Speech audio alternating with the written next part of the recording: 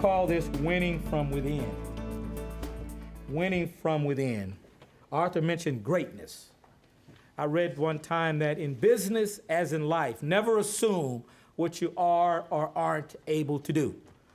Only by expanding your mind, stretching your limbs, and testing your courage will you discover the unique individual greatness that lies within you.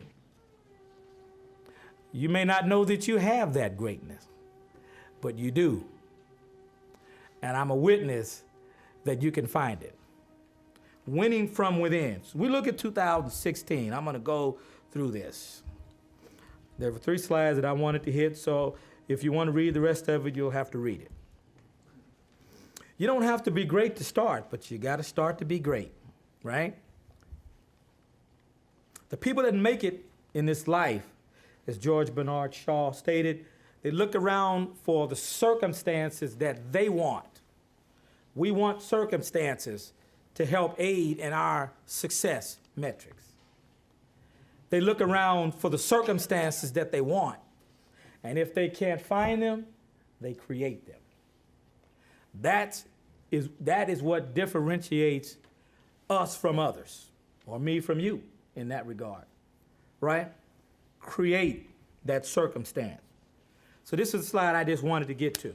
I let everything else go so I can get to this. Winning, what does winning from within mean, right? First and foremost, watch the company that you keep. New York Life said that. You remember the commercial? New York Life, the company you keep. I'm very careful who I surround myself with because I cannot afford a toxic relationship. There's only 2 kinds. There's toxic or there's nourishing. Toxic, right? It kills. Risky. Watch the company you keep in 2016. There may be some relationships that you have to sever on the personal side, on the professional side, on the business side. I have learned never to hesitate when it's time to sever a relationship because I've learned I don't want to put myself at risk. Nourishing relationships, those people that challenge you. And I have a lot of them. I have hundreds of them that challenge you, make you think, that force you to decide to read another book, that forces you to understand what happens in the industry from an academic standpoint. You know what I mean? Those are the relationships that we want. They push us and they press us, and they help us predict our outcomes. Who would not want to be in a situation where you couldn't predict your outcome?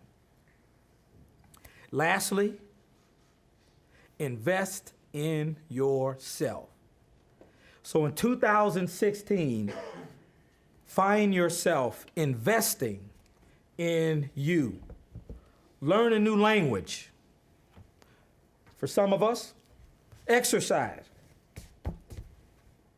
Go to an industry conference. Pay the money. Invest the money. Go learn. I can tell you it's invaluable. Join an industry organization. Be an organized mentor. Create a vision wall. Hire a public speaking coach. Because some of us, as we continue to grow and develop, we're going to be in front of people. Whether it be clients, that introduction that gets made, and people are going to judge you based on your ability to speak. They don't care what color you are. They're going to judge you based on your ability to speak. So hire a public speaking coach, right? Save 10% of your income. Many of us do that already. But if you don't, do it. Save it and don't touch it. Maybe it's 20%. I just use 10%. Create a space that inspires you. And lastly, travel. I think this year I went on 8 trips, which was interesting. Had never done that because I'm so busy working. 8 trips, travel. Arthur talked about failure. And failure is not final. You know, failures we equate to suffering. We don't want to suffer. Just don't want to suffer. Doesn't feel good. He mentioned something in the Bible. I didn't know we were preaching today. But, okay. He mentioned something out of the Bible.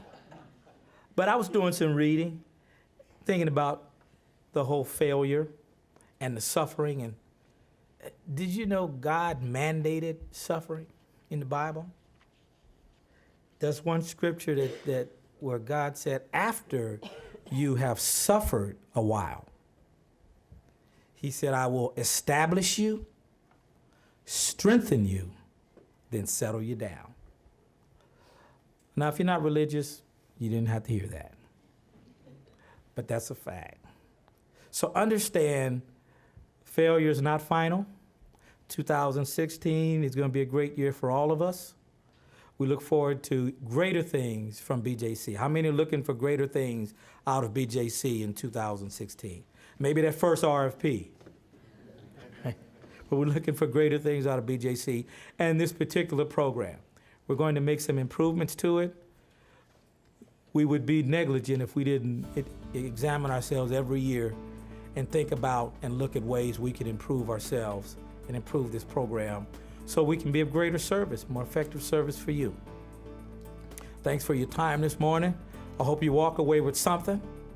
I think we still have some drinks and snacks left in there, and God bless you and happy holidays. See you in March.